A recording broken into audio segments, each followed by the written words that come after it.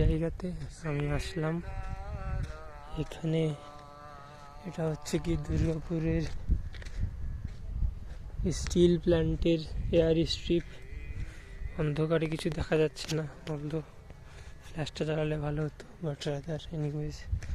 রাস্তা একটা ছিল পুরনো, ভেঙে চুরে গিয়েছে, ওইদিকে মেন রোড, আর আমি এখান থেকে চলে এসেছি। চারিদিকে এইরকম অন্ধকার, দূর দূর পর্যন্ত কোনো আলো নেই।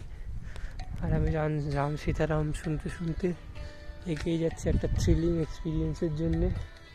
জানি না এখানে কেমন কি জন্তু জানোয়ার আছে বা এনার্জি আছে, বাট আমি জাস্ট এক্সপ্লোর করতে যাচ্ছি।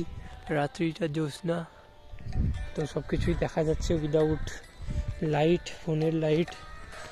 তো দেখা যাক সামনে কেমন কি আছে জিনিসপত্র। হরে কৃষ্ণ।